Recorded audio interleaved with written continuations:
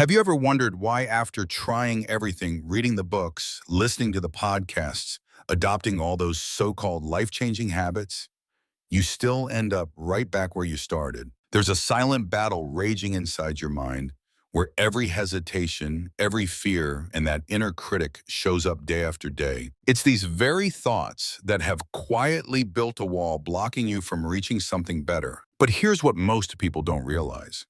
You don't need another piece of advice. You don't need some magical method from the outside. What you need most is to change from within to reclaim your own mind. The moment you dare to confront those limiting voices, the moment you begin to train your will like a warrior, everything in your life will slowly begin to change with it. Not because of luck, not because of fate, but because your mind will have finally become your most unbreakable source of strength. The question is, are you ready to begin this journey? Chapter 1. Your mind is the architect of your reality. Life isn't built from the outside in.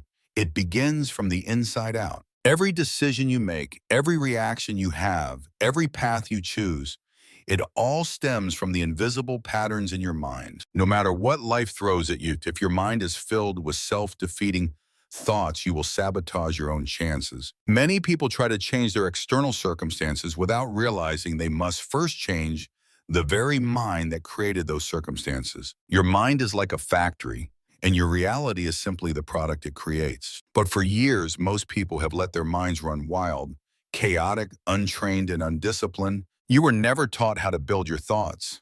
You were only taught to react, to absorb, and to repeat what you saw around you. But what you don't master will eventually master you. If your mind is filled with worry, doubt, and lack, then no matter how hard you work, your reality will keep repeating those same patterns. You are not a victim of fate. You are a victim of your own unconscious thought habits. Your thoughts are not mere suggestions.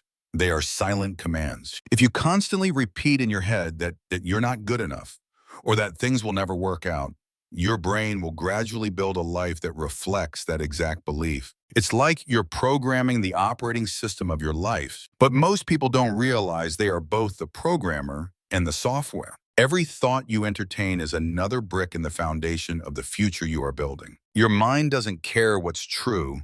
It only cares about what's repeated. If you constantly feed it doubt, it will create a life filled with hesitation. If you constantly nurture limiting thoughts, you will build the very walls that keep you from growing. But when you begin to feed your mind with discipline, focus, and belief, it will start to create a world where nothing can stand in your way. The mind is not your enemy, but if left unchecked, it can become the greatest challenge you will ever face. You don't attract what you want. You attract who you are. And who you are is simply a reflection of the thoughts you constantly feed. Your reality is just the reflection. If you want to change the image, don't try to fix the mirror surface. Start by changing the perception and mindset within. Who you believe you are determines every experience in your life. So many people try to live a different life while their minds hold on to the same old thoughts. That's like planting weed seeds but expecting to harvest beautiful flowers. There's no cheating this law. You can't fake inner change. Either you build it consciously or your subconscious will keep running.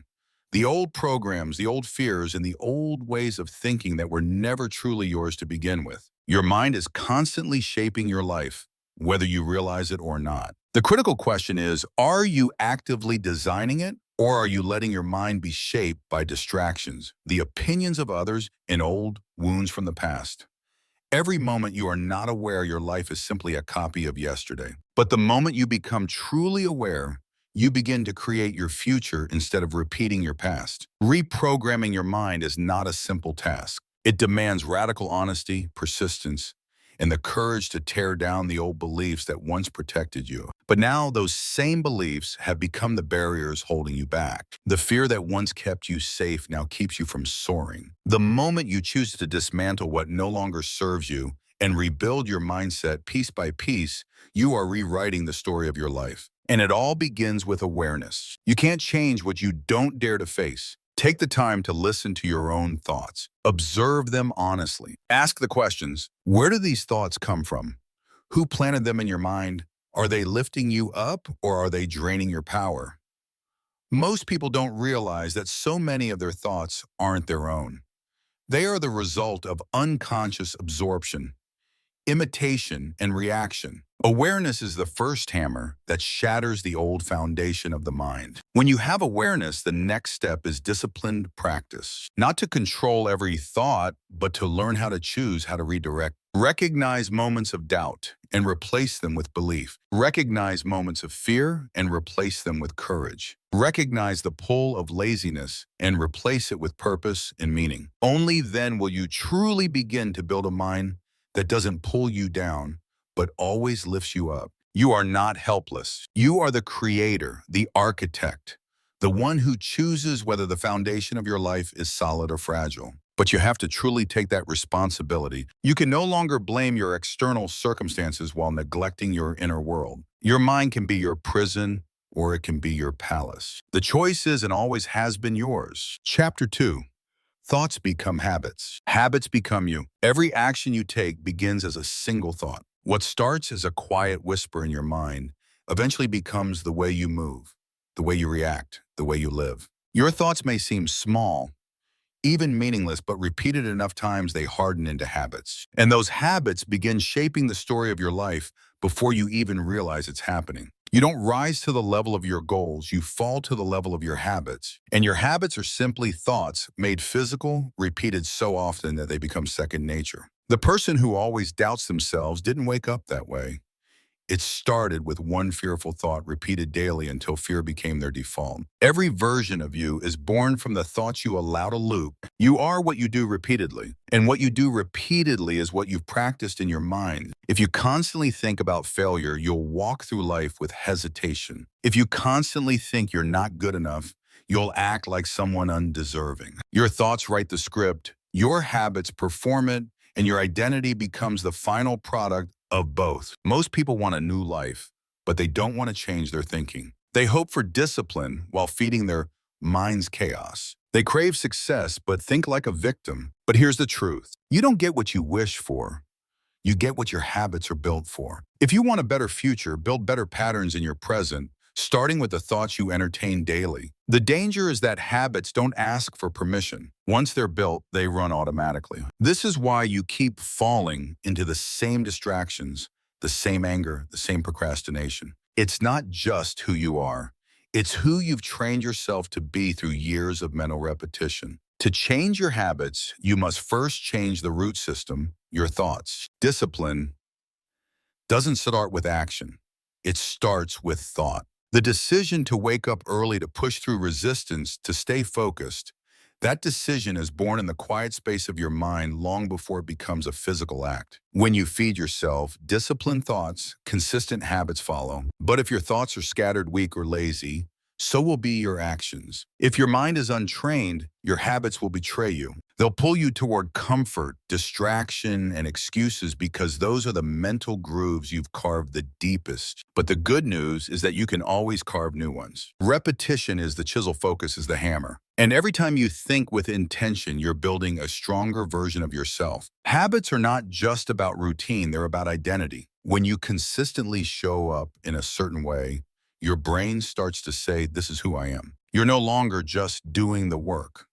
You become the kind of person who does the work. That's the real power. Change your habits, and you won't just change your schedule, you'll change your sense of self. Most people think they need to feel motivated to build good habits, but motivation is temporary. Habits are what carry you when motivation disappears. And habits are built by choosing the right thought, even when it feels uncomfortable. The moment you choose discipline over distraction again and again, you begin building a mind that doesn't quit when things get hard. You are not your bad habits, but if you don't consciously replace them, they will keep shaping your life without your consent. The fastest way to rebuild your identity is to attach new thoughts to new behaviors. Even a small change repeated daily rewires the brain. You don't have to change everything overnight, just the direction you are heading in. Every habit begins with a single mental shift, one decision to stop reacting, one moment of clarity where you choose growth over comfort. Over time, those moments stack. They become patterns, and eventually they become who you are. Your habits are not random. They are mirrors reflecting the quality of your thinking. The truth is, you already have the power. You've just been using it to build a version of yourself you're no longer proud of. But if your thoughts created the problem, they can also create the solution. Rewire your thinking, rebuild your habits, and watch how the world starts responding to the new version of you, because that version isn't random. It's who you chose to become. Chapter 3. Destroy the old patterns that keep you stuck. The reason you keep reliving the same struggles is because you're still thinking with the same mind that created them. You can change your environment, your goals, even your friends. But if the pattern inside your mind stays the same, you'll always return to the same place. Progress doesn't come from effort alone. It comes from destroying the patterns that are secretly running your life. Patterns are invisible chains. You don't always notice them, but they guide your every move. They tell you when to pull back, when to stay quiet, when to self-sabotage right before a breakthrough. They make failure feel familiar and success feel uncomfortable. If you're not conscious of your patterns, you'll confuse survival with stability and pain with identity. Most of your patterns weren't chosen. They were inherited or installed by trauma, fear, or repetition. Maybe you grew up seeing avoidance as normal. Maybe you learned to fear rejection or shrink your voice to stay safe. These aren't just memories. They're mental loops that keep replaying even in situations that no longer require them. To break free, you must question their origin. Destruction sounds violent because it is. You can't tiptoe around old programming. You have to confront it.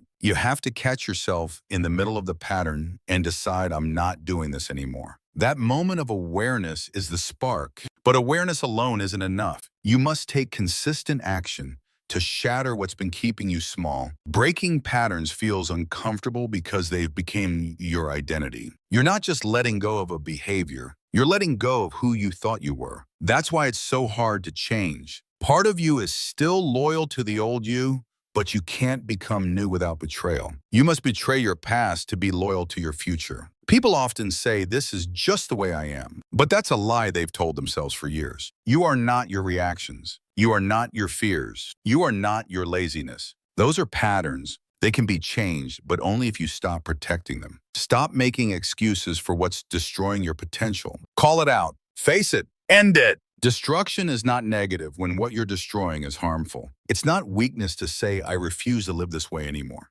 That's power. That's the beginning of rebirth. The caterpillar must dissolve before it becomes the butterfly. You too must dissolve the version of you that was built from pain, doubt, and limitation. Old patterns love familiarity. That's why the moment you try to do something new, your mind panics. It says, go back, stay safe, play small. But safety is an illusion when your comfort zone is killing your growth. Don't let the fear of discomfort keep you stuck in a cycle that leads nowhere. You're not meant to stay in mental survival mode forever. Destruction requires discipline. You'll be tempted to return to what's familiar, to react the old way, to give in to the same emotions. But every time you override that impulse, you weaken the pattern. You starve it, and eventually it dies. That's how change works, by making different choices until the old choices no longer feel like home. It's not enough to want a new life. You must become the kind of person who no longer fits inside the old one. This means destroying the habits, environments, and thought patterns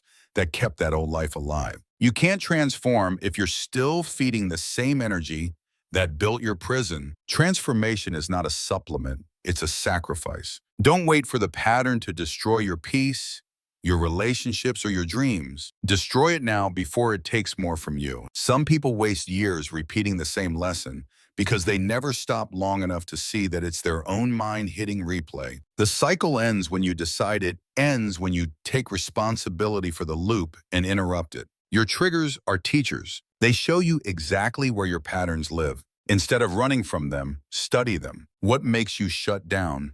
What makes you lash out? What makes you retreat? These responses are clues. And when you follow them back to their root, you'll find a belief that no longer serves you. That belief must be broken. You don't destroy patterns by force alone.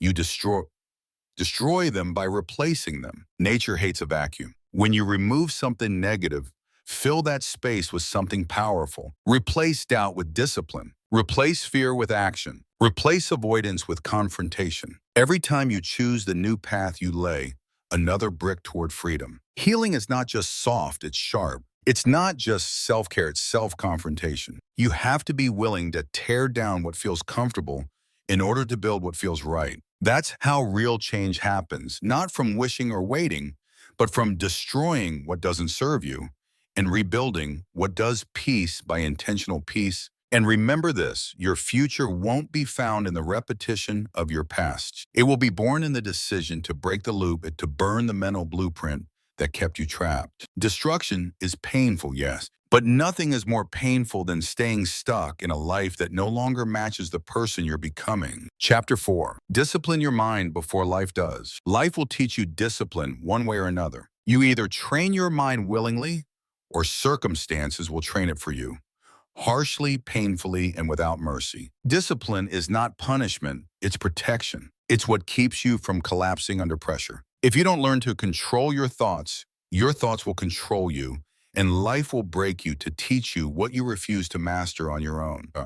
A disciplined mind doesn't panic when things go wrong. It doesn't spiral when plans fail or when people disappoint. It holds steady, it stays focused, because discipline builds emotional armor and internal force that allows you to keep moving when everything else is falling apart. Without that inner structure, even the smallest storm can feel like a hurricane. Most people wait until life forces them to change. They wait until the pain gets unbearable, until the loss is irreversible, until the damage is done. But by then, the cost is far greater. Discipline is the gift you give yourself before the world demands it from you. It's the choice to strengthen your mind before life tests it. Mental discipline begins the moment you stop negotiating with your excuses. Every day, your mind will offer 100 reasons to stay weak, distracted, or comfortable. Discipline is choosing the higher path even when it feels harder. It's saying, I know what I feel, but I choose what I want to become. That choice, repeated daily, changes your life. It's easy to be focused when things are easy. True discipline is tested in discomfort. Can you still show up when you're tired? Can you still push forward when your emotions try to pull you back? That's where discipline is forged in the fire of resistance. Not when it's convenient, but when it's necessary. Discipline isn't about being emotionless. It's about not being ruled by emotion. It's the ability to observe your feelings without obeying them, to feel fear and move anyway, to feel doubt and act anyway. Discipline puts your mind in the driver's seat so your emotions don't take you off the road every time life gets hard. A mind without discipline is like an army with no commander.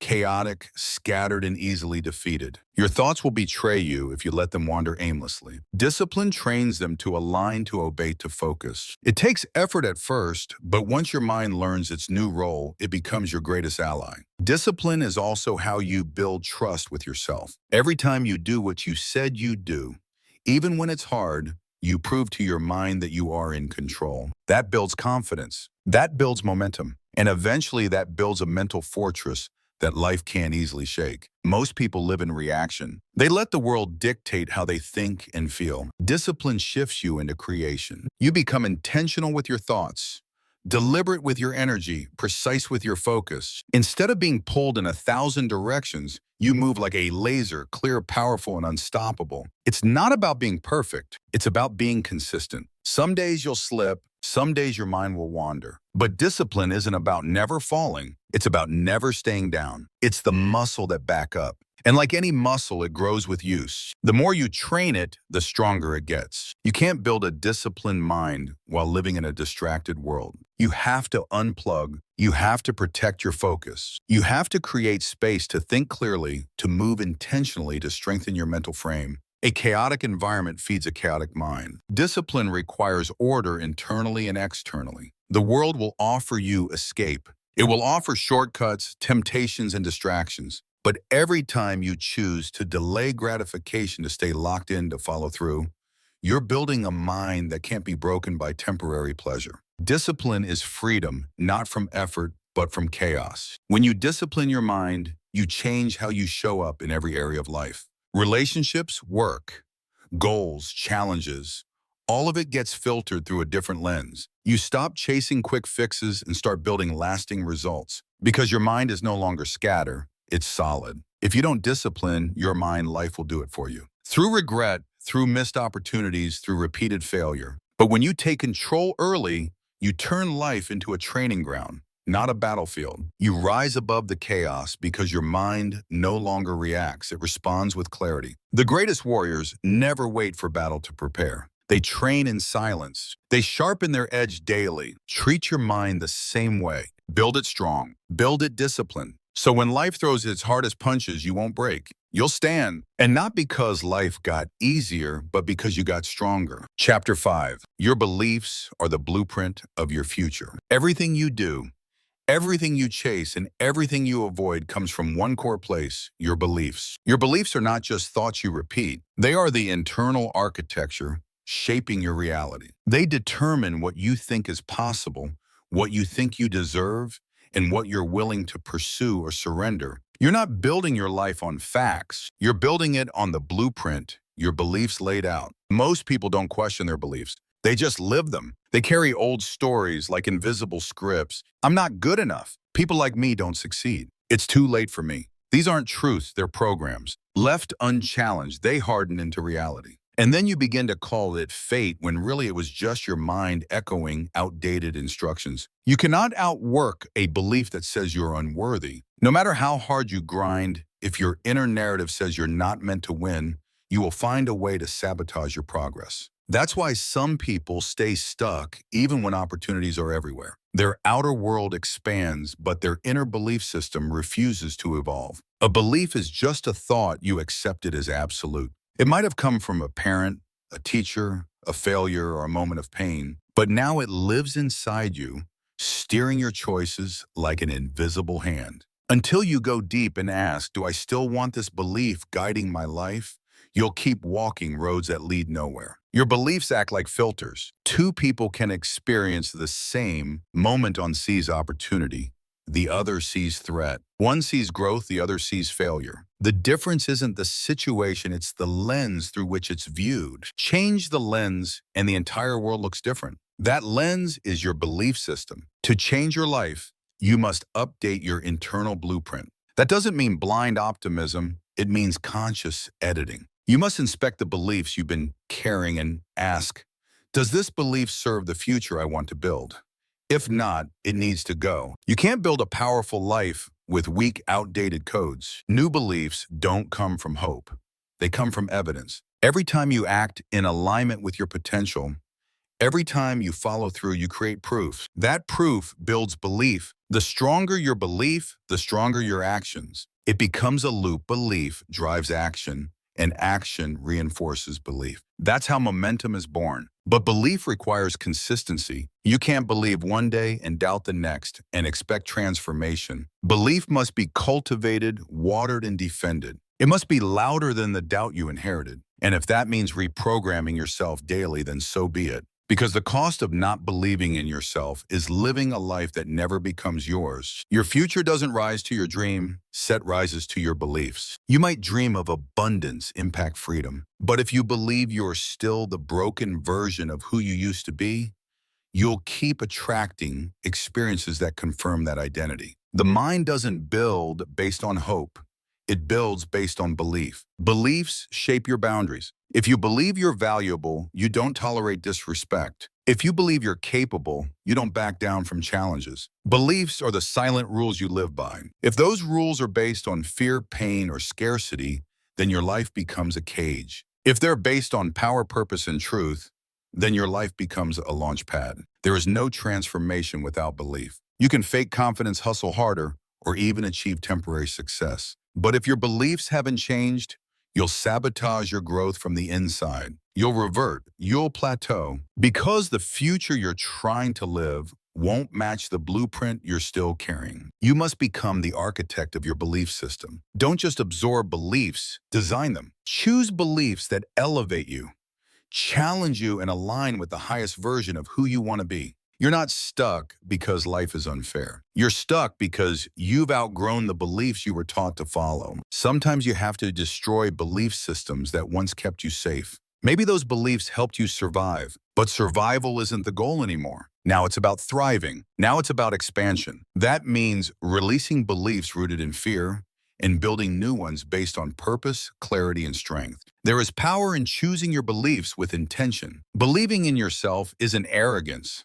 It's alignment. It's saying, I trust my path, my effort, and my growth. And once your beliefs start aligning with your potential, life starts responding in kind, because the outside world always mirrors the inner one. You are not bound to the blueprint you were handed. You can rewrite it. You can revise the story. You can construct a new future brick by brick, belief by belief, but only if you dare to challenge the ones that kept you stuck. Because your future isn't waiting on luck, it's waiting on your belief that it's possible. Chapter 6. Silence the noise. Listen to your inner power. In a world screaming for your attention, silence has become rare and powerfully underrated. The constant noise of opinions, trends, expectations, and fear drowns out the only voice that truly matters, the one within you. Your inner power doesn't shout, it whispers. And if you never learn to quiet the world, you'll never hear the guidance that was built into you from the start. We're conditioned to look outward for answers. Social media tells us who we should be. Society tells us what success looks like. Family and peers tell us what's realistic. And in all that noise, we forget how to think for ourselves. We forget that clarity doesn't come from external approval. It comes from internal alignment. Your power doesn't need permission. It needs space. Space to breathe. Space to speak. And that space is only found in silence. But silence is uncomfortable for those who fear their own thoughts. That's why many avoid it. They stay busy, distracted, constantly stimulated.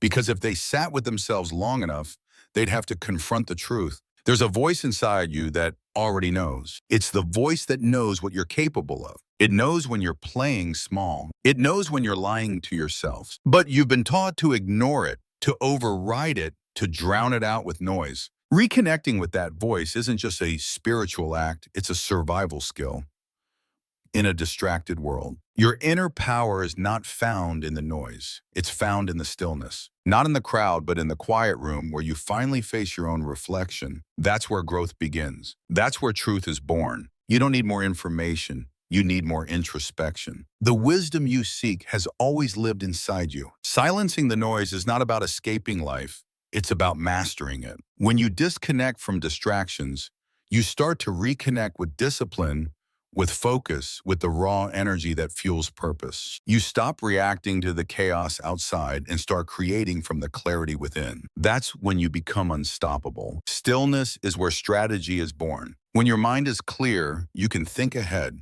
You can see the bigger picture.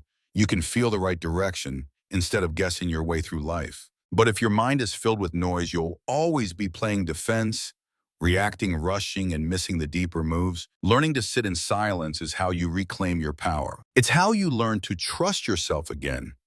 Because the more you tune out the world, the louder your inner strength becomes. You begin to realize that you've always had the answers. You were just too distracted to hear them. Your intuition is not some mystical four seats, a trained connection to your truth. The more you listen, the stronger it becomes. And the more you follow it, the more life begins to align. But that can only happen when you clear the static, when you stop letting the world drown out your own knowing. Noise convinces you to chase what you don't need. Silence reminds you of what really matters. It simplifies your mind. It brings your focus back to your core values, your real priorities, your actual purpose. In silence, ego fades and clarity rises. You begin to see through the illusion of busy and into the truth of being. To access your inner power, you must learn to separate signal from noise. Not every opinion deserves your attention. Not every voice is meant to guide you. Most of what you hear is projection, not wisdom. Let the noise pass, let the world shout. But you stay still, stay grounded, stay connected to your inner frequency. There's strength in stillness, the kind of strength that doesn't need applause or validation. A power that doesn't waver when others doubt you. Because it's rooted in something deeper than trend. It's rooted in truth. And once you're grounded in that truth, no amount of noise can shake you. You cannot serve your potential and your distractions at the same time. You have to choose. You have to decide that your peace is more valuable than popularity, that your clarity is worth more than chaos. And when you choose silence, you choose to walk a path that most avoid, but one that leads directly to your greatness. Don't be afraid to disconnect. Don't be afraid to say no. Don't be afraid to walk away from the noise, even if it means walking alone. Because on that quiet path, you'll meet the version of you that's been waiting to rise. The version not built by fear, but by focus. Not led by pressure, but by purpose. The world will always be loud, but your power doesn't come from joining the noise. It comes from rising above it. So tune out the world. Tune into your soul and let that quiet, steady voice inside you guide you home to the life you were always meant to live. Every breakthrough begins with silence, not a silence forced by retreat, but a silence chosen with intention. When you stop chasing the noise and start observing your own mind, something powerful happens. You gain access to a deeper wisdom, one that isn't reactive, one that doesn't need applause. This wisdom has been waiting behind the mental clutter, behind the endless mental chatter to finally guide you forward. Silence is not the absence of sound, it's the presence of awareness. It's a moment where you become the observer instead of the reactor, where your inner voice can rise above the noise and speak to you with truth. When you practice this kind of silence, you begin to move with more conviction because you are no longer guessing, you are listening. And from listening, you move with purpose. In the quiet, your insecurities surface, and that's exactly what's supposed to happen. Because until you face the lies you've believed about yourself, you cannot destroy them. Most people fear silence because it reveals their internal battles. But those battles are not enemies, they are doorways. The discomfort is the beginning of your transformation. The world rewards noise, but peace rewards power. There's a sacredness in solitude that can't be replicated in crowds. In silence, you're no longer influenced by comparison. You stop measuring your life against others. You stop living for approval. You start honoring your own journey, your own rhythm, your own truth. Your inner power grows every time you refuse to react. When you stop replying to every insult, when you stop rushing to prove your worth, when you no longer let opinions throw you off course, that restraint is power. That self-control is a muscle, and silence is its training ground. The most dangerous people are the quiet ones, not because they hide weakness, but because they've tamed chaos. They've mastered themselves. They've walked through storms and no longer need to shout. Their presence speaks because their mind is disciplined. That's the kind of strength that can't be faked. In silence, healing begins. Not the kind of healing that looks good on the surface, but the kind that goes deep, that confronts the old pain, that releases the suppressed emotions, that forgives without needing closure. Real healing needs stillness, not noise. You can't heal in chaos. You can only numb. The more time you spend in silence, the more you become immune to noise. You stop chasing drama. You stop needing to be right. You stop fearing solitude. And in that stillness, you become someone rare, someone who leads from within, someone who doesn't fold under pressure because their center is unshakable. Silence teaches patience. It teaches timing. It teaches you that not every move must be immediate and not every battle must be fought. Sometimes the most powerful response is no response at all. Sometimes the greatest strength is found in the pause, not the push. You don't need to fill every gap with words. You don't need to explain yourself to everyone. The moment you realize that silence is enough, you free yourself from the addiction to validation. Your peace becomes your answer. Your energy becomes your boundary, and your silence becomes your shield. In a noisy world, silence becomes a statement. It says I am no longer available for what drains me. It says I don't chase, I attract. It says I know who I am and I no longer need the world to confirm it. That kind of energy is rare and magnetic. It draws power. It commands respect. Silence realigns your energy. It reconnects you to what matters. In the quiet, your purpose becomes louder. Your goals become clearer. Your direction becomes undeniable. The fog lifts. The confusion fades. And all that's left is clarity and the courage to follow it. The person who sits comfortably in silence is the person who no longer fears themselves. They've met their demons. They've embraced their shadows. And in doing so, they've reclaimed their power. When you can sit in silence and feel whole, you've already won a war.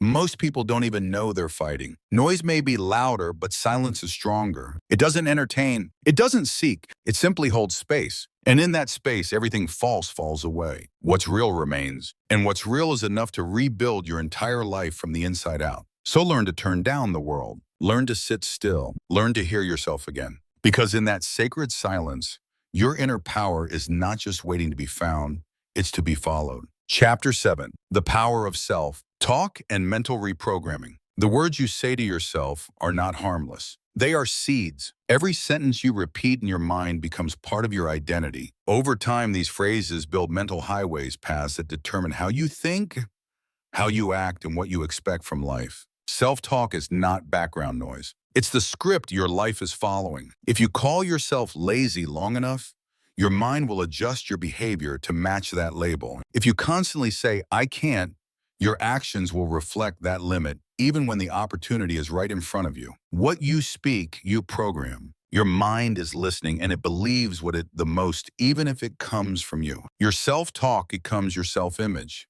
and your self-image controls everything: how you show up, how you carry yourself, what goals you set, and what you believe you can achieve. That's why you can't afford to joke about your failure or casually label yourself weak. Your brain doesn't recognize sarcasm, it just stores instructions. Mental reprogramming starts with awareness. Most people never question their inner dialogue. They let old beliefs repeat unchecked, unaware that they are strengthening the very thoughts that keep them small. You have to observe your self-talk like a coach, not a critic. Catch the patterns, challenge the negativity, replace it with something stronger. Affirmations are not magic, they're mechanics. They work not because they sound nice, but because they interrupt old loops. When you say, "I am disciplined, I am focused, I am enough," you're rewriting mental code. You're replacing the virus of self-doubt with software that runs on belief. Repetition is how you install new truth. The most powerful person in your life is the voice you hear the most. And if that voice is tearing you down, correcting everyone else won't save you. You could have all the support in the world, but if your internal voice is toxic, no external praise will matter. Healing begins when your self-talk becomes your source of strength. You are not weak because you've made mistakes. You're weak because you keep repeating to yourself that you'll never grow. Self-talk isn't just commentary, it's instruction. If you keep telling yourself that you're stuck, you'll stay stuck. But if you start saying, "I'm rebuilding, I'm learning, I'm rising," your mind will start to obey. The brain doesn't care what's true, it cares what's familiar. If you've spent years feeding yourself negative loops, those thoughts feel safe even when they're harmful. That's why changing your inner voice feels uncomfortable at first. It's not because it's wrong, it's because it's new. But new is where the breakthrough lives. Reprogramming your mind is not a one-time event. It's a daily discipline. You don't brush your teeth once and expect perfect hygiene forever. You don't say one positive phrase and expect your identity to change. You show up every day, repeat the new code, and gradually overwrite the old system. The most dangerous self-talk is subtle. It's not the loud insults, it's the quiet resignation. Phrases like, "That's just how I am," or "Maybe this isn't meant for me." These aren't reflections, they're limitations. And every time you repeat them, you reinforce a ceiling on your own potential. You don't rise to the level of your goals.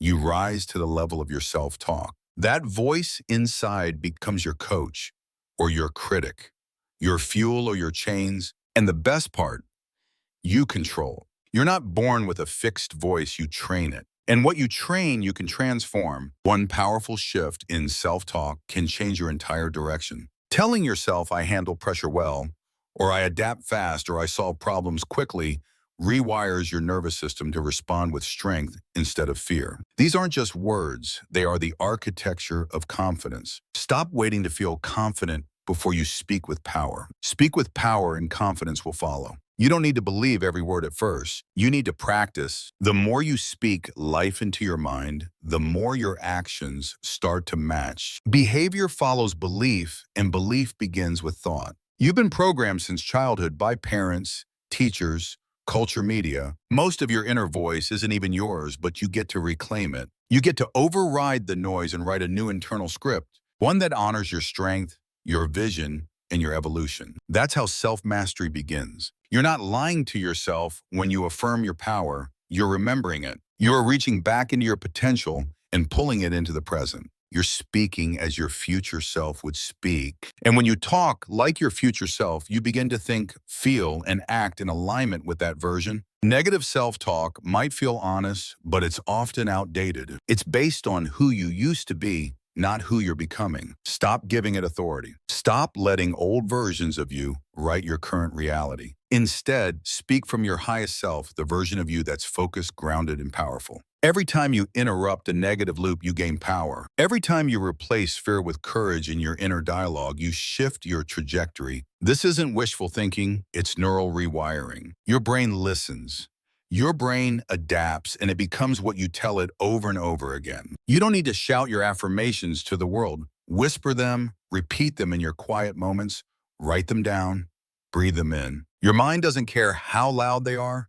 It only cares how often you feed them. Frequency builds belief, and belief once rooted changes everything. From this day forward, speak like your words. Build worlds because they do. The world you live in is made first in your mind. Talk to yourself like someone worth listening to. Command your attention. Lead your emotions. Build your mental software with clarity, with love, with discipline. Because the voice that shapes your life is yours. And once you realize that you'll stop letting it tear you down, you'll use it as a tool, a weapon, a guide. Because if you can master your self-talk, you can master your mind. And if you can master your mind, you can rebuild any life you want. You are constantly in conversation with yourself, whether you realize it or not. Every situation, every challenge, every quiet moment is filled with your internal voice interpreting and deciding. The difference between those who grow and those who stay stuck is how they talk to themselves in those moments. Growth begins with "I can handle this." Stagnation begins with "Why does this always happen to me?"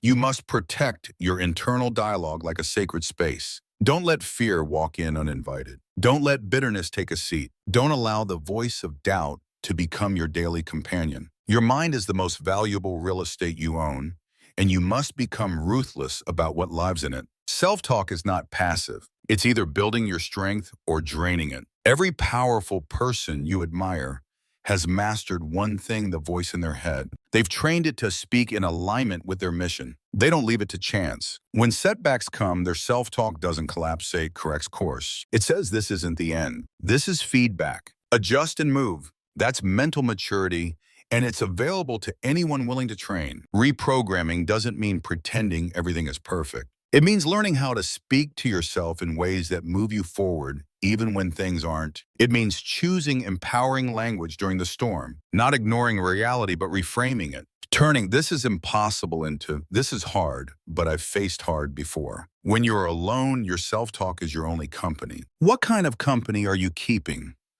Is it a voice that uplifts you, that pushes you, that tells you to rise even when you've fallen 10 times before?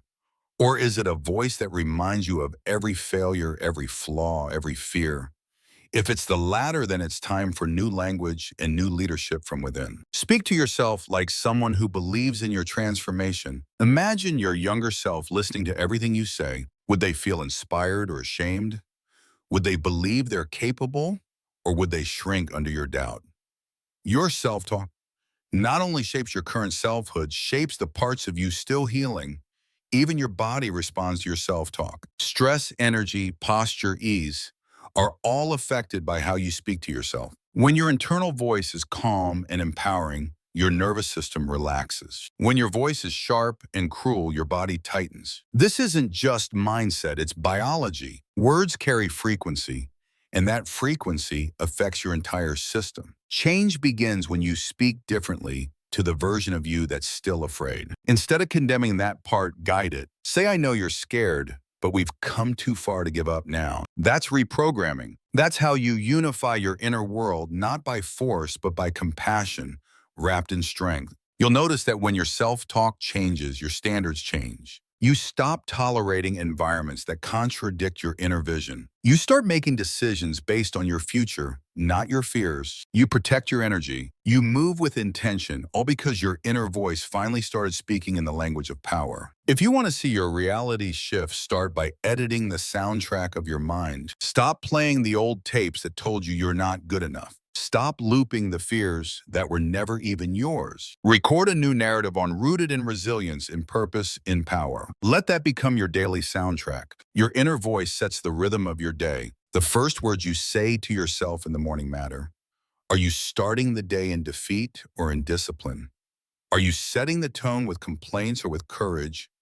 Small shifts in your morning self-talk can redirect the energy of your entire day. When you talk to yourself with love and strength, you don't become soft, you become solid. You don't become delusional, you become deliberate. Speaking power into your mind is not fantasy, it's foundation. And the stronger your foundation, the higher you can build. You're not just changing how you think, you're changing what you're capable of handling. Mental reprogramming is not a trick, it's a tool. It's the work of upgrading the thoughts that run automatically in the background of your life. If you don't update the system, old errors keep showing up. Your job is to notice the bugs, rewrite the code, and run a new program, one that's aligned with who you're choosing to become. The more intentional your self-talk, the less you need external validation. You become your own source, your own guide, your own fire. That doesn't mean you won't value support.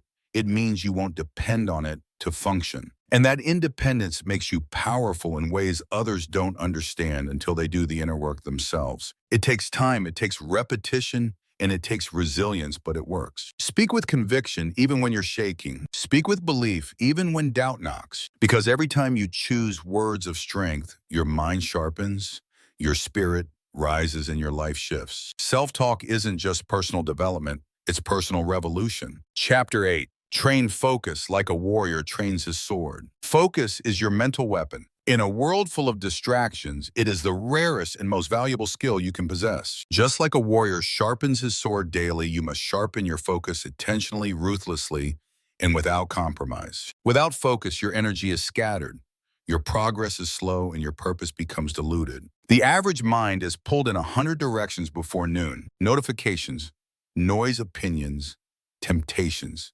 They all chip away at your mental edge. But a focused mind is different. It knows where it's going. It filters out what doesn't matter. It protects its attention like a warrior guarding his territory. And in doing so, it becomes unstoppable. You can't master your craft, your discipline, or your destiny without mastering your focus. People don't fail because they lack potential. They fail because they divide their energy across too many meaningless pursuits. Focus is how you bring power to your potential. It's how you turn thoughts into impact and ideas into execution. Training focus requires elimination. You can't focus if you're saying yes to everything. Every yes must be guarded with 100 no's. Every distraction must be called out. The warrior doesn't train with clutter. He clears the arena before every battle. You must do the same with your mental space. Most people confuse motion with progress. They stay busy but not effective. True progress comes from focused effort, not scattered hustle. You don't need more time, you need more focus. 1 hour of deep concentration is worth 10 hours of distracted effort. Quality beats quantity when your focus is sharp. To train your focus, start by mastering your environment. Your space reflects your mind. Clean the clutter, set boundaries.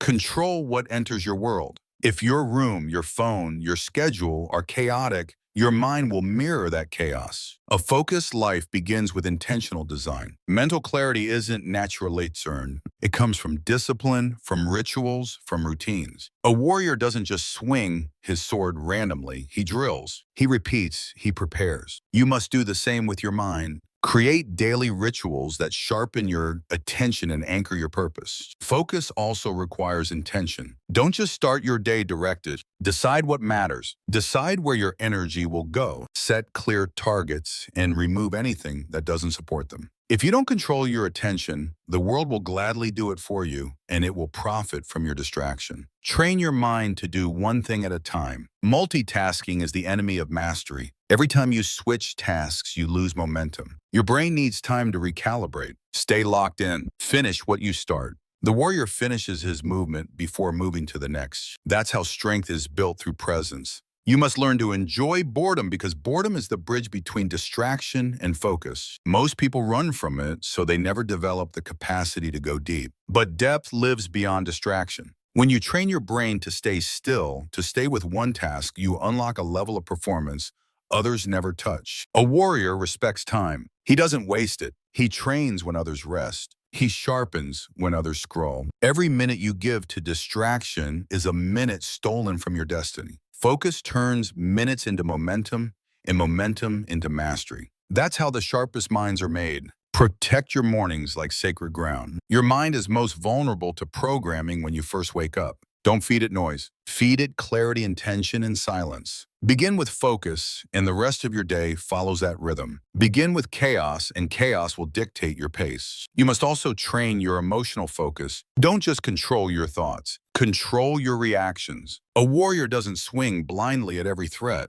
He chooses his battles. When your emotions try to pull you off track, pause, breathe. Choose response over reaction. That's mental discipline in motion. Focus isn't just about what you look at. It's about what you ignore. You can't do everything, be everywhere, or please everyone. You must choose. Every yes is a sacrifice. Every choice has a cost. The focused mind is not afraid to miss out because it knows what it's committed to gaining. There will be days when your focus slips, when the world feels too loud and your mind too tired. That's okay. But don't stay there. Reset, refocus, return to your mission. A warrior isn't flawless. She's relentless. Keep sharpening. Keep eliminating. Keep choosing what matters over what's easy. The enemy of focus is comfort. When you stop challenging your attention, it becomes lazy. You must stretch it. Set time blocks. Train in silence. Practice deep work. Sit with one task until it's complete. This is how you build mental endurance.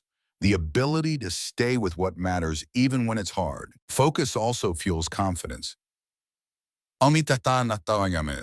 When you finish what you start, when you stay consistent with your goals, your mind starts trusting you. That trust builds belief. That belief fuels action. And that action shapes your identity. The most confident people are those who have trained their focus over time. Surround yourself with people who value your focus. Not everyone will understand your discipline. Some will try to pull you into their distractions. Be kind, but be firm. Protect your mind. You can't build something extraordinary with people who live in mental chaos. Choose your circle with clarity. Remember, focus is not a switch. It's a skill. And like any skill, it gets stronger with practice. Don't wait to feel motivated. Start with small wins. Sharpen your attention daily. Eliminate what weakens you. Choose depth over speed. And train your focus like a warrior trains his sword with precision, patience, and pride. Because in the end, it's not the most talented who win, it's the most focused. The one who stayed the course, the one who didn't flinch, the one who knew that the real battle was not out there but in the mind. And the mind once trained can cut through anything. Distraction is not just a habit, it's a trap.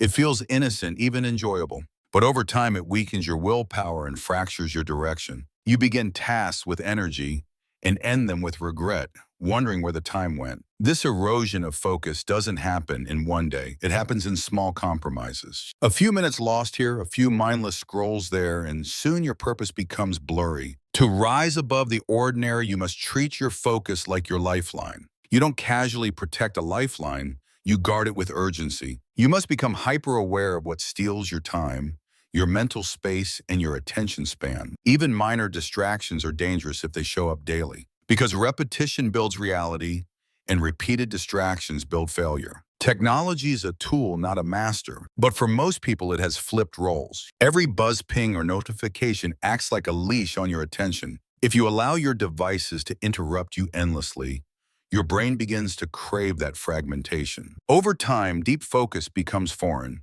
and your mental endurance weakens. That's not progressive surrender. Greatness demands isolation from noise. Focus doesn't live in a crowd. It lives in the silence where concentration can expand. You can't build mastery if you're constantly reacting to messages, trends, and interruptions. You need sacred blocks of undisturbed time, time where you disappear from the world and reappear only after progress has been made. To be focused is to be feared because focus creates momentum. And momentum is hard to stop. When your energy is aligned, when your purpose is locked in, people notice. You move differently. You act with clarity. You speak with conviction. That type of presence is rare and intimidating to those who rely on distraction to escape their own potential. Focus brings fulfillment. When you immerse yourself in a task, when you enter flow time, disappears. You stop chasing stimulation and start experiencing depth. This is where true satisfaction lives, not in the rush of multitasking, but in the joy of mastery. That joy isn't loud, it's powerful, precise, and addictive in the best way. Every time you resist distraction, you strengthen your inner command. You tell your brain, I am in control now. At first, it resists. It pulls you toward comfort, but discipline, like muscle, grows under resistance. The more you train your focus, the more natural it becomes. 1 hour of deep focus can change the trajectory of an entire day. There's a reason warriors train alone. It's in solitude that clarity sharpens. Your focus doesn't need an audience. It needs a mission. It needs repetition. It needs space to evolve. Silence is not empty. It's filled with potential. And when your mind learns to thrive in that stillness,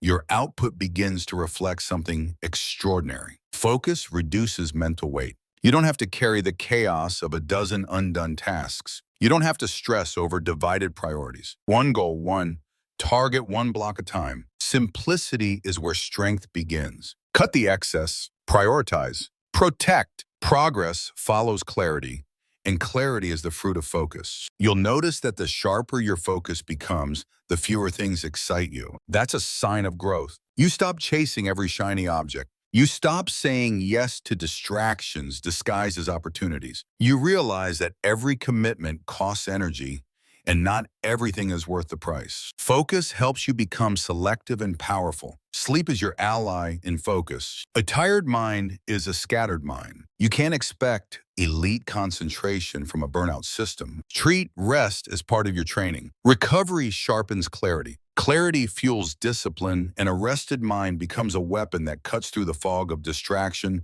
like a blade through air. You must learn to direct your focus under pressure. Anyone can concentrate in silence, but can you stay locked in when life gets loud, when chaos hits, when stress rises?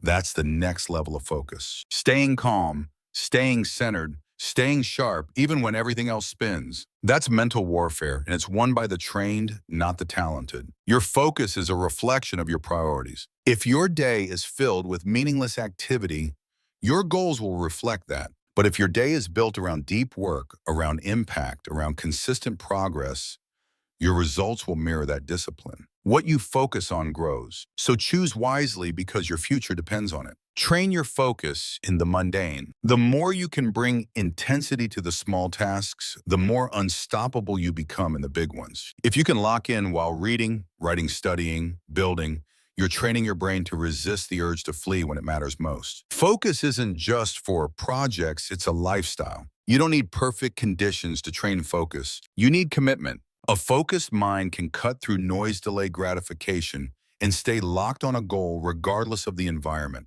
Life won't always offer ideal moments, but your mind once trained doesn't need them. Like a warrior in the wild, it adapts, adjusts, and strikes with precision. Chapter 9. Emotions are signals, not shackles. Emotions were never meant to control you. They were meant to guide you. They are messengers, not masters. When you treat them as permanent truths instead of temporary signals, you begin to live in chains of your own making. Emotions are not facts, they're feedback. They're clues from your inner world about what needs attention, healing, or action. Most people fear their emotions because they never learned how to read them. They suppress sadness, avoid anger, and deny fear, thinking that strength means silence. But real strength is understanding your emotions without becoming enslaved to them. It's feeling fully while acting wisely. Emotional mastery isn't numbness, it's clarity under pressure. Every emotion carries a message. Anger might be telling you that a boundary has been crossed. Sadness might be urging you to let go. Fear could be calling you to prepare. Joy is a signal that something aligns with your soul. When you listen instead of reacting, you decode the wisdom within the feeling. That's how you gain power over your emotional state. The problem begins when you identify with your emotions. You say, "I am anxious," instead of "I am experiencing anxiety." That subtle shift matters. You are not your emotions. You are the awareness behind them, the observer, the translator, the leader. Detachment is not denial. It's freedom from emotional possession. Avoiding emotions doesn't make them disappear.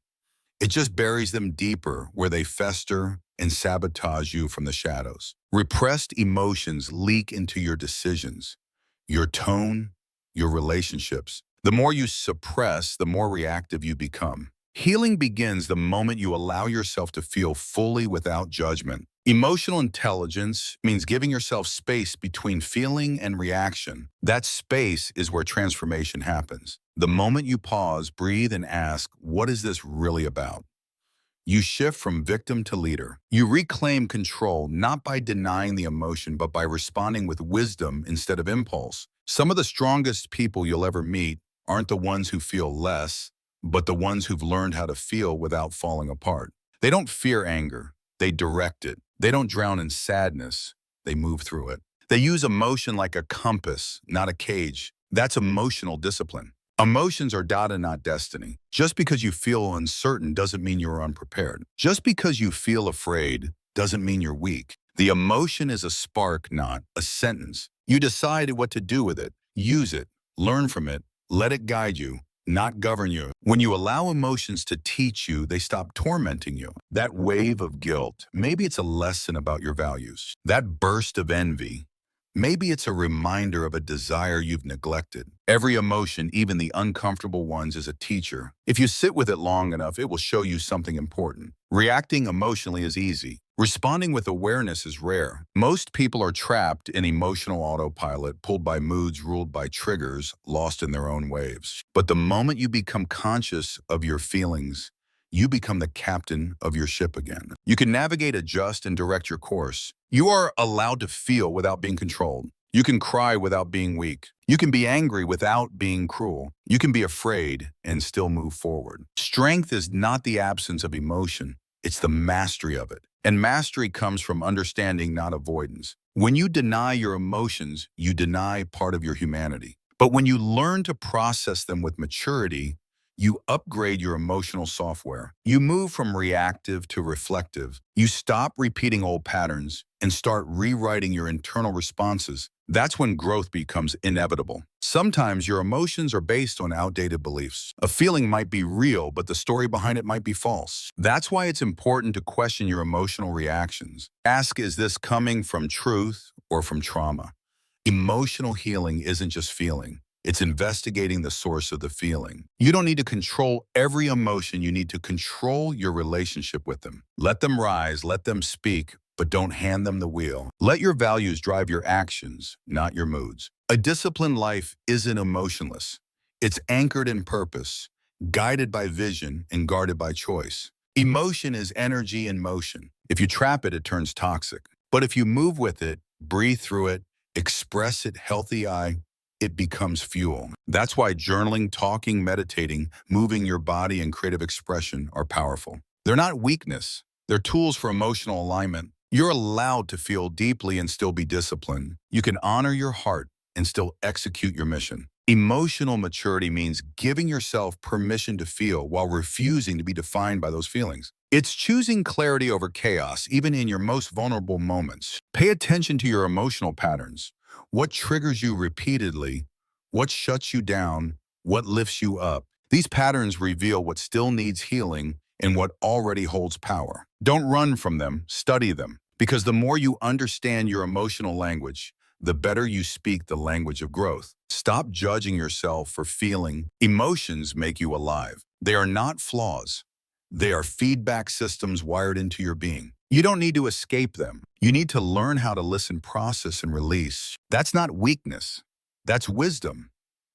That's how emotional mastery is built. The greatest warriors are not cold, they are composed. They've felt it all, grief, rage, disappointment, and still chose discipline. They let emotion flow through them, not rule them. They move with heart, but act with strategy. That's the balance you must aim for. That's what makes you unshakable. Your emotions are your allies, not your enemies. Treat them with respect, not fear. They're here to inform you, not imprison you. And once you learn to listen deeply, act wisely, and stay grounded in truth, you'll realize that your emotions were never the problem. Your reaction to them was master that, and you become truly free. Emotions are not the enemy. They are messengers, not mandates. Most people mistake their emotions for commands, thinking that feeling something means they must act on it. But maturity begins when you learn to pause, decode, and respond to not react. Your emotions are there to inform you, not to imprison you. Every emotion you feel is rooted in something deeper, a value, a fear, a past wound, or a subconscious belief. Anger may be a signal that a boundary has been crossed. Sadness might be pointing to a loss or misalignment. Fear could be highlighting a lack of preparation. But none of these feelings are meant to dominate you. They are data, not destiny. When you treat emotions like final verdicts, you become their prisoner. You lash out because you're angry. You withdraw because you're hurt. You hesitate because you're scared. And each time you reinforce a pattern that says, I am what I feel, but you're not. You are the observer of those feelings and the one who gets to choose the response. The most powerful people feel deeply, but they don't act impulsively. They've learned to sit with discomfort without being controlled by it. They ask, what is this feeling trying to show me? Instead of how do I escape this? That question opens the door to insight. And insight is where emotional intelligence begins. Emotions are temporary. Decisions are permanent. When you make permanent choices based on temporary feelings, regret becomes inevitable. That's why self-awareness matters. That's why you must learn to breathe before you speak, to step back before you step forward. That space between emotion and action is where transformation lives. Avoiding emotion is not strength. It's suppression. When you numb yourself to avoid pain, you also block joy, peace, and clarity. The goal is not to eliminate feeling. It's to elevate understanding. A strong mind doesn't reject emotion. It listens, filters, and decides with clarity. You've been taught that emotion equals weakness. But the truth is untrained emotion is weakness. Properly channeled emotion is power. It fuels passion, builds empathy, drives purpose. Anger, when directed wisely, fuels boundaries. Sadness, when processed, fully deepens connection. Every emotion has potential if you learn to master it. Self-control is not about becoming emotionless. It's about becoming emotionally fluent, knowing the difference between a real threat and an old trigger. Recognizing when you're projecting past pain onto present situations.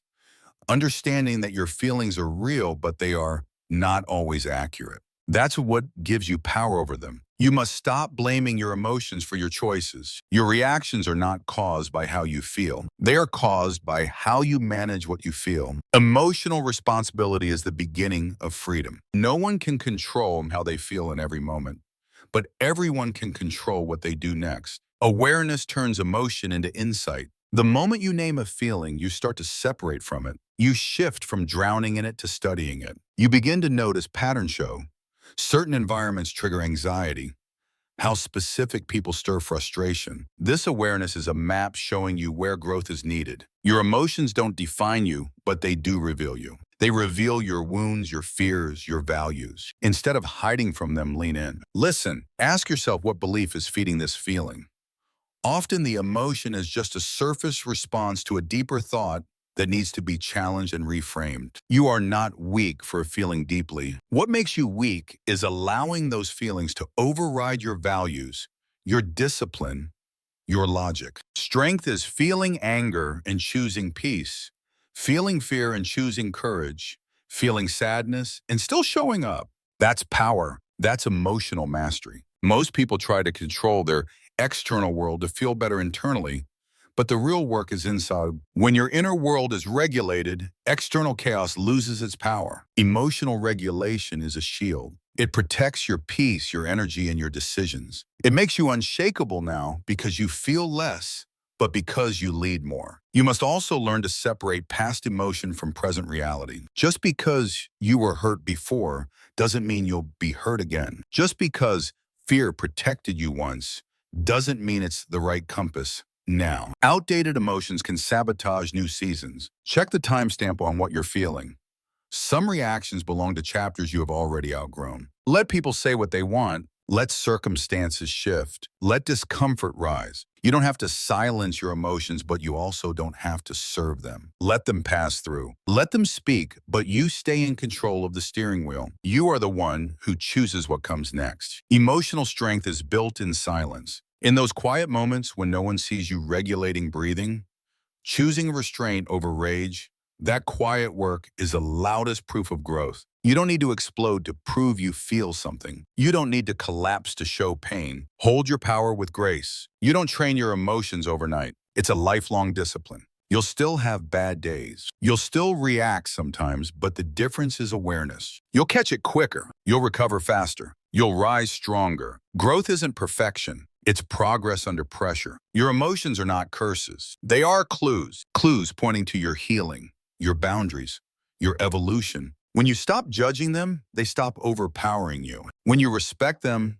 they start guiding you. And when you lead them instead of being led by them, you unlock your true emotional intelligence. This is your reminder. It's okay to feel, but it's not okay to let those feelings run your life. Observe them, understand them, then choose your response with strength, not fear. Because the moment you stop being ruled by emotions is the moment you start ruling your life. Chapter 10. A changed mind creates an unrecognizable life. Your life is a mirror of your mind. What you believe you build, what you focus on you feel. If you want to change your life, Don't start with the external. Start with the internal. A new job, a new location, a new relationship will mean nothing if the same broken mindset follows you into every situation. Change your mind and your entire world transforms. A changed mind sees differently. What used to feel like rejection now feels like redirection. What used to break you now builds you. What used to trigger fear now activates awareness. When you shift your thinking, you shift the meaning of your experiences, and that shift opens doors you never saw before. Transformation doesn't begin with action. It begins with thought, the decision to see yourself differently,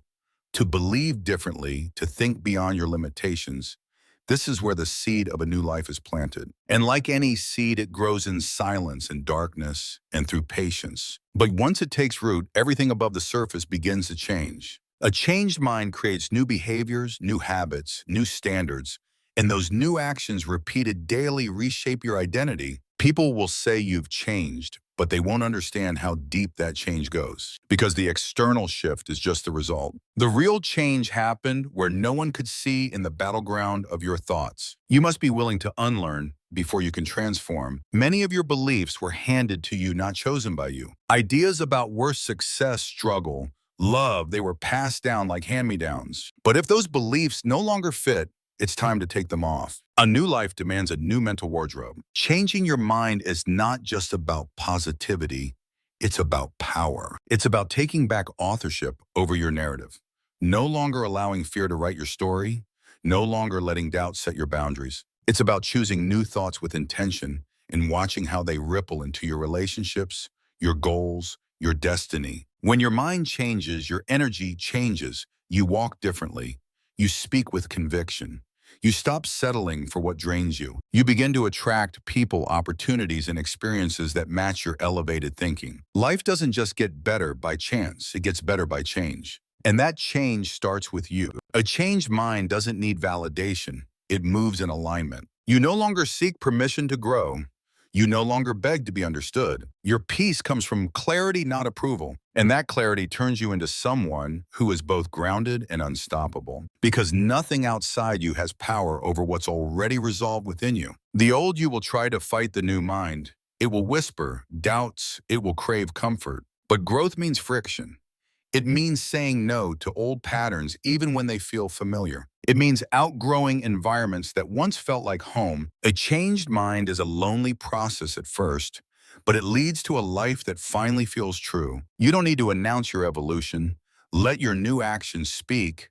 Let your results scream. People will notice the difference before you say a word. Because a changed mind doesn't need to perform, it simply produces. It doesn't explain, it executes. And its silence becomes its statement. Don't expect people from your past to understand your new mind. They knew the version of you that played small, that accepted less, that hid from discomfort. This new you might feel like a stranger to them. That's okay. Your job is not to shrink back. It's to keep rising no matter who stays or leaves. A changed mind demands a new environment. You can't grow in soil that keeps pulling you back into who you used to be. Protect your mindset, curate your circle. Surround yourself with people who speak the language of growth, not gossip, who value evolution, not excuses. Your environment must match your elevation. You'll know your mind has changed when you start choosing discipline over drama, peace over chaos, purpose over popularity. Your decisions begin to reflect your future,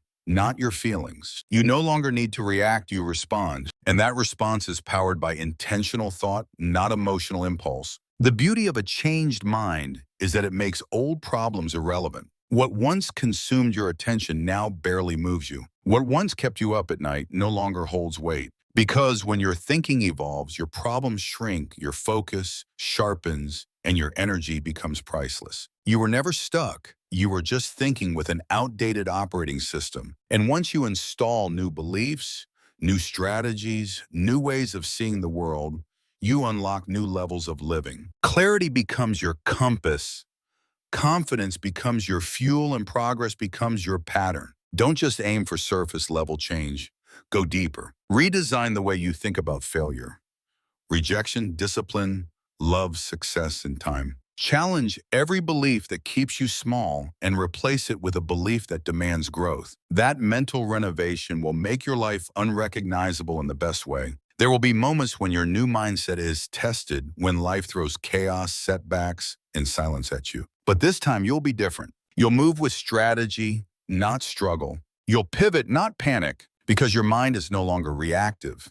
It's resilient, rooted, and ready. A changed mind is dangerous to mediocrity. It no longer tolerates what drains it. It no longer stays silent when purpose calls. It no longer entertains the old version of self. It rises, quietly, powerfully consistent, until it builds a life that no longer resembles the pain it came from. Your mind is your power, and the moment you shift it intentionally, radically, completely, you will outgrow every limitation that once held you back. You will become a walking example of what's possible when someone decides to think differently. Change your mind, and you change your life forever. A changed mind no longer negotiates with limitation. It sees through the excuses that once held it hostage. It recognizes procrastination as fear in disguise. It no longer justifies inaction. It demands movement. When your thoughts shift, your standards rise, and anything below that new frequency feels unbearable to stay in. You'll begin to notice the internal shifts before the external world reflects them. You'll say no more often. You'll walk away from what no longer fuels you. You'll crave growth more than comfort.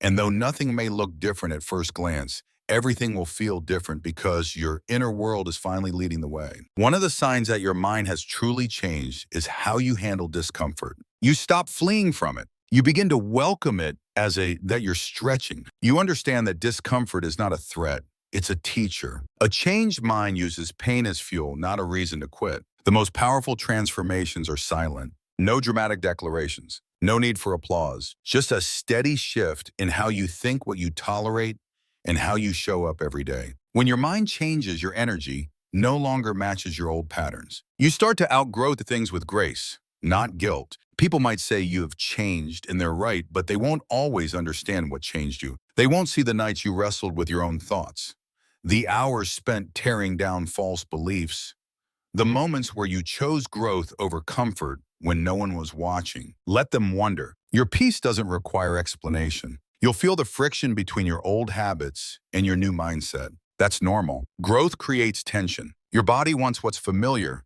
but your mind is pulling you forward. Keep choosing alignment over autopilot. The resistance is proof that you're shifting from who you were to who you're becoming. With a changed mind, your time becomes sacred. You stop wasting it on what doesn't move you forward. You stop entertaining distractions dressed as opportunities. Every minute becomes an investment in your future, and you become the kind of person who values presence over pressure. You begin to trust yourself more deeply, not because everything is perfect, but because you've proven that you'll show up regardless. That self-trust becomes your new foundation. It silences the noise of doubt. It anchors you during storms. It becomes the quiet confidence that builds lasting momentum. A changed mind creates new language. You start speaking from vision, not from victimhood. You stop saying, I hope, and start saying, I'm building. You replace maybe one day with today matters. Your words reflect your new frequency, and those words begin to shape a life that mirrors your upgraded mindset.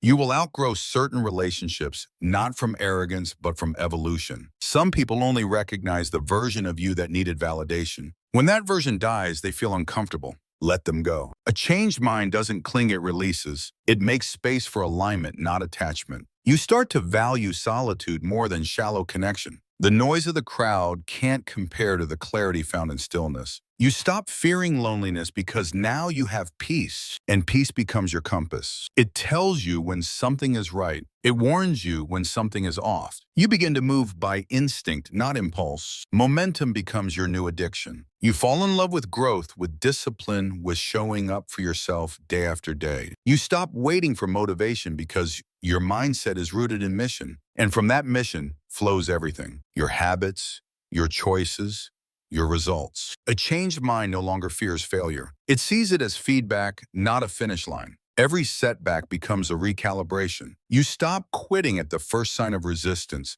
You understand that the path isn't always easy, but your thinking is finally strong enough to carry you through it. Your identity begins to catch up with your vision. What once felt like a dream now feels like a standard. You're no longer shocked by your own growth. You expect it. You no longer wish for progress. You create it, and in that shift, you build a life that reflects the strength of your new mindset. You realize that the most powerful transformation isn't becoming someone else. It's returning to the version of you that was buried under fear, doubt, and conditioning. A changed mind doesn't make you different. It reveals who you were meant to be all along. And once you meet that version of yourself, there's no going back. You don't fix your life by forcing the world to change. You fix your life by mastering the one thing you've had control over all along your mind. Because the moment your thoughts align with power, your actions follow. And when your actions change, your future can't stay the same. You don't need to be perfect. You don't need permission. You just need to stay consistent,